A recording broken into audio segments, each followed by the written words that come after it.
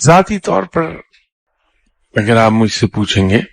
قرآن کی مختلف صورتیں اور ان کی آیات، تو سب سے مشکل کام مجھے جو محسوس ہوتا ہے، جس طرح ایک شخص کی اپنی ایک دلچسپی ہوتی ہے، کرکٹ سے ہے اگر آپ کی دلچسپی، تو آپ کرکٹ پر جب بات کریں گے تو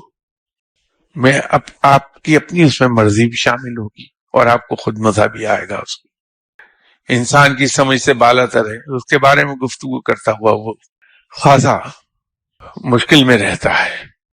بات یہ ہے کہ معلوم نہیں یہ کیوں ایک خیال میرے ذہن میں بیٹھ گیا کہ رب تعالیٰ نے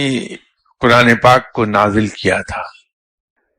کہ یہ ہمیں راہ ہدایت دکھا دے، سیدھی راہ دکھا دے کہ دل سے دنیا اور مال دنیا کی محبت نکل جائے، کیونکہ فساد کی اصل جڑ یہی چیز ہے۔ تو جو چیز رب تعالیٰ نے ہم پر نازل فرمائی تھی، ہم پر اتاری تھی، ہمیں اس لیے کہ وہ ہمارے دلوں سے دنیا اور مال دنیا کی محبت نکال دے، مال دنیا کو کمانے کے لیے ان صورتوں اور ان آیات کا استعمال شروع کر دیں کہ کوئی ہمیں ایک ایسا اوزار دے کہ اس سے انسان جو تکلیف میں ہے، ان کے کینسر زدہ اس کو کاٹ کر آپ اس انسان کو تکلیف سے نجات دلا دیں۔ ہم اسی چاقو کو رازدانی کے لیے استعمال کریں کہ اس چاقو کے زور پر لوگوں کو لوٹیں اور مال دنیا جمع کر لیں۔ تو کہاں تو وہ چاقو دیا گیا تھا انسان کی بھلائی کے لیے، ان کو راحت دینے کے لیے، ہم اس سے دنیا کمانے کا کام لینے لگے۔ قرآن پاک کی تلاوت باعث ثواب ہے، ہم اس کو اللہ کا کلام سمجھ کر اگر پڑھیں، رب نے کلام پاک اتارا اس لیے تھا کہ ہم اس میں دیے گئے احکامات پر عمل کریں، باعث نجات ہے۔ یہ میری ذاتی تھنکنگ ہے، میں یہ نہیں کہہ رہا کہ آپ بھی ویسے سمجھیے اسے۔ جب میں کسی سورہ یا کسی آیت کو بتاتا ہوں کہ یہ اس کے دنیاوی فوائد ایسے ہیں، تو شاید وہ میرے لیے خاصا مشکل مرحلہ ہوتا ہے، اور یہی معاملہ دعاؤں کا ہے۔ یہ سمجھ میں نہیں آیا، یا یوں کہیے کہ میں چونکہ علم سے بے بہرا ہوں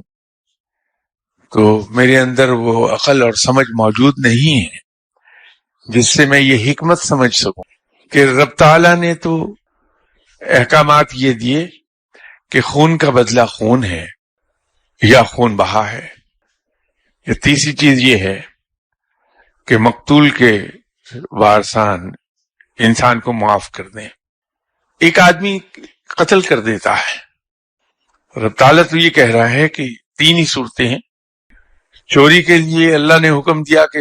چوری کرنے والے کا ہاتھ کاٹ دیا۔ ہم یہ دعا کرتے ہیں کہ یا اللہ میں چوری کرنے جا رہا ہوں، میں پکڑا نہ جاؤں۔ رب تعالیٰ جھوٹ سے منع کرتا ہے، رب تعالیٰ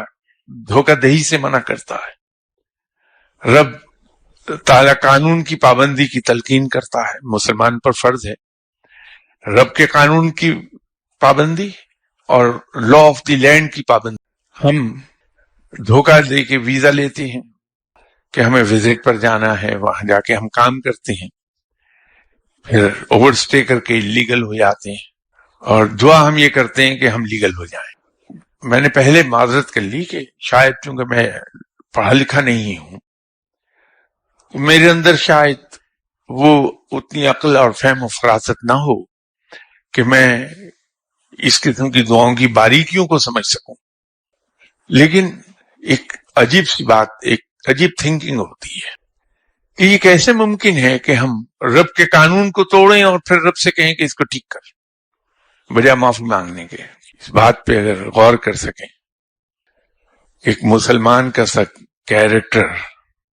ڈیمونسٹریٹ کر سکیں